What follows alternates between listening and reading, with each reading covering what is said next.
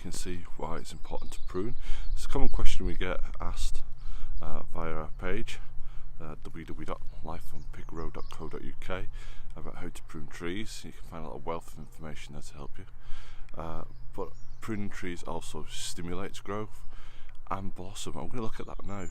You'll see how some trees respond well to it and other trees don't.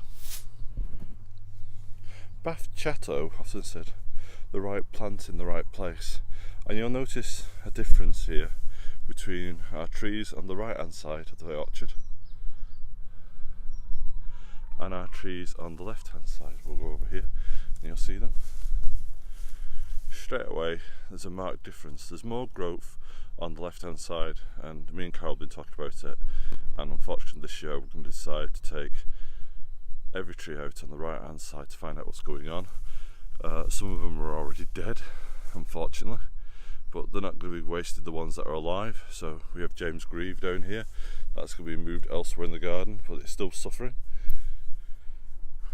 We have a variety here we can't remember the name of, but it's never done that well, and as you can see we're well into late May now and there's no growth on it except for at the tops, and that kind of tells us either succumb to canker or there's something going on with the root system.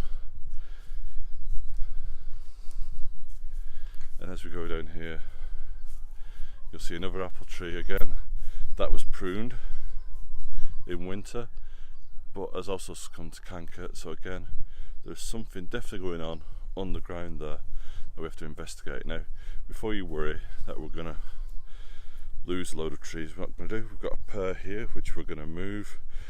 We've also got a very large hazel bush that's turning into a tree there, which is also going to be coppice this year for all its wonderful canes that we can use.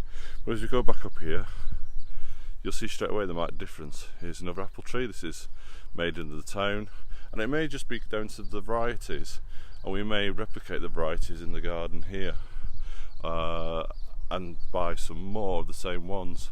This is a plum tree. It is yet to fruit.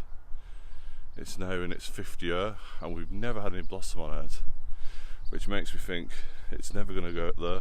I'm going to give it another 2 years, and if nothing happens to it, then bye bye plum tree. But up here you'll see straight away this is Keswick codling.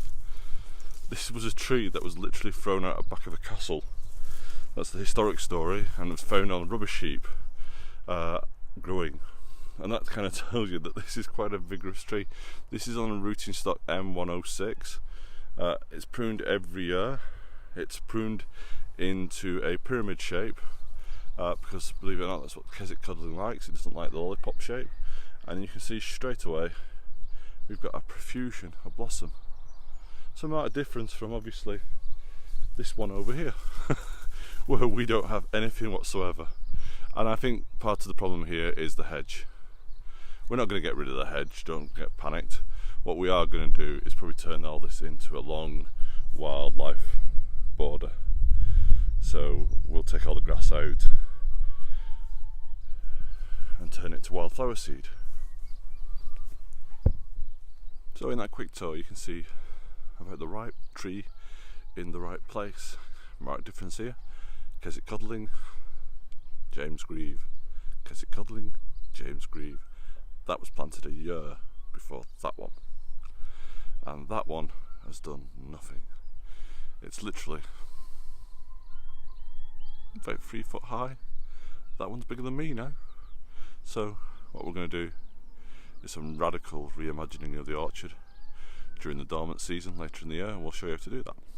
Until then, it's a glorious day, so you know what I'm going to say, get out there and do some gardening.